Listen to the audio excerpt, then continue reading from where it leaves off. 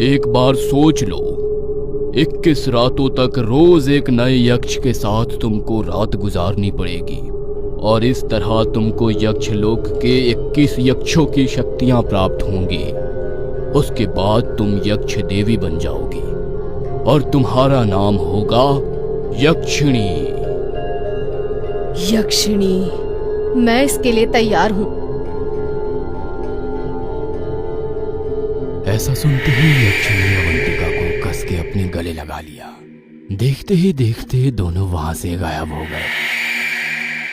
अगले 21 दिनों तक अवंतिका का कमरा ऐसे ही खाली रहा।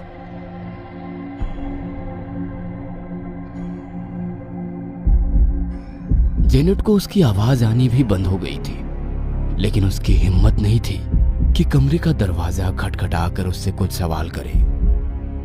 1 महीना पूरा होने के बाद जब विराज अपने घर लौटा तो उसने जेनेट से अवंतिका के बारे में पूछा। विराज, आप आ गए? पीछे से आवाज आई और विराज ने देखा कि अवंतिका नीले रंग की एक भड़कीली साड़ी पहने हुए चेहरे पर मुस्कान लिए उसके करीब आ रही है। विराज भी उसको ऊपर से नीचे तक देखकर मुस्कुराया।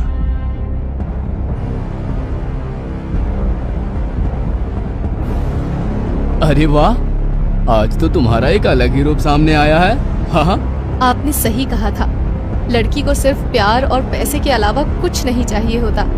आज बहुत दिन हो गए। चलो मेरी जान, आज मुझे जी भर के प्यार करो। कहकर उसने विराज का हाथ पकड़ा और उसको अपने कमरे की तरफ लेकर चल दी। कमरे में पहुंचते ही उसने कमरा अंदर से बंद कर दिया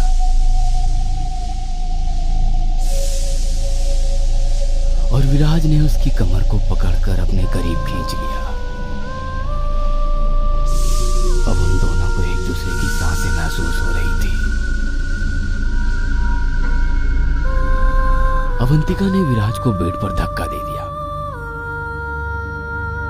और फिर तेजी से उसके ऊपर जा गिरी।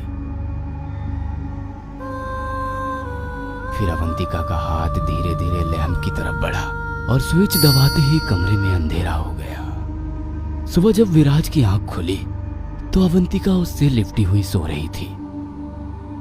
विराज ने प्यार से उसकी गर्दन पर हाथ रखा और फिर चेहरे को सहलाने लगा। ऐसा करते ही अवंतिका की आंख खुल गई और वो उसको देखकर मुस्कुराने लगी। अवंतिका, कल रात तुमने जिस तरह से मुझे प्यार किया है वैसे पहले कभी नहीं किया।